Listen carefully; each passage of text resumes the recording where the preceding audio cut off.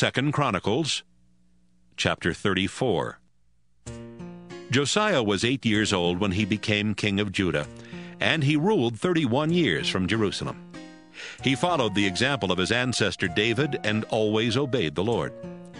When Josiah was only 16 years old, he began worshiping God just as his ancestor David had done.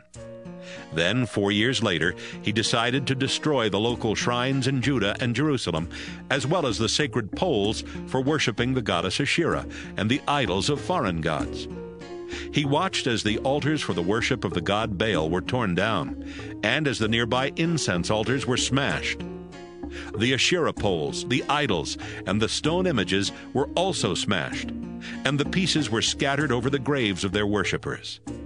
Josiah then had the bones of the pagan priests burned on the altars.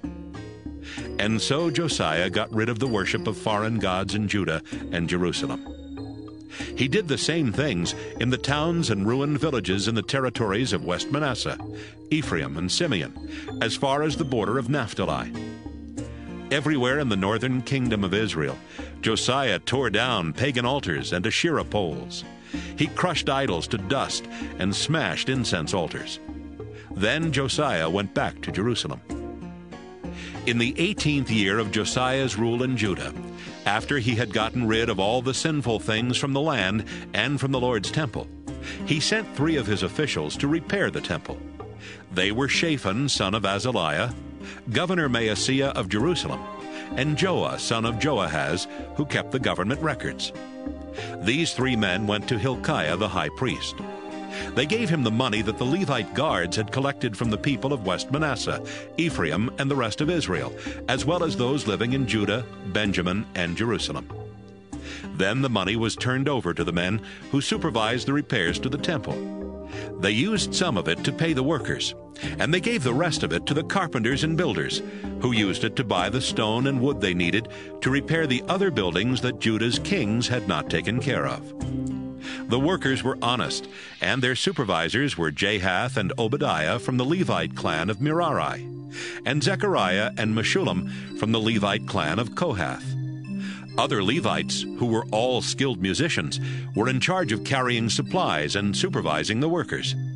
Other Levites were appointed to stand guard around the temple.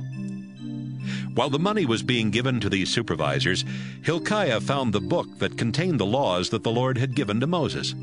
Hilkiah handed the book to Shaphan the official and said, "Look what I found here in the temple, the book of God's law." Shaphan took the book to Josiah and reported, "Your officials are doing everything you wanted. They've collected the money from the temple and have given it to the men supervising the repairs. But there's something else, Your Majesty. The priest Hilkiah gave me this book." Then Shaphan read it aloud. When Josiah heard what was in the book of God's law, he tore his clothes in sorrow. At once he called together Hilkiah, Shaphan, Ahikam son of Shaphan, Abdon son of Micah, and his own servant Uzziah. He said, "The Lord must be furious with me and everyone else in Israel and Judah, because our ancestors did not obey the laws written in this book. Go find out what the Lord wants us to do."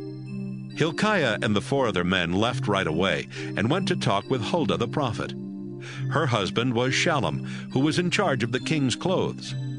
Huldah lived in the northern part of Jerusalem, and when they met in her home, she said, "You were sent here by King Josiah, and this is what the Lord God of Israel says to him. Josiah, I am the Lord, and I intend to punish this country and everyone in it, just as this book says. The people of Judah and Israel have rejected me. They have offered sacrifices to foreign gods and have worshipped their own idols. I can't stand it any longer. I am furious. Josiah, listen to what I'm going to do. I noticed how sad you were when you heard that this country and its people would be completely wiped out. You even tore your clothes in sorrow, and I heard you cry. So, before I destroy this place, I will let you die in peace." The men left and reported to Josiah what Huldah had said. King Josiah called together the leaders of Judah and Jerusalem. Then he went to the Lord's temple, together with all the people of Judah and Jerusalem, the priests and the Levites. Finally, when everybody was there, he read aloud the book of God's law that had been found in the temple. After Josiah had finished reading, he stood in the place reserved for the king. He promised in the Lord's name to faithfully obey the Lord and to follow his laws and teachings that were written in the book. Then he asked the people of Jerusalem and Benjamin to make that same promise and to obey the God their ancestors had worshipped. Josiah destroyed all the idols in the territories of Israel, and he commanded everyone in Israel to worship only the Lord God. The people did not turn away from the Lord God of their ancestors for the rest of Josiah's rule as king.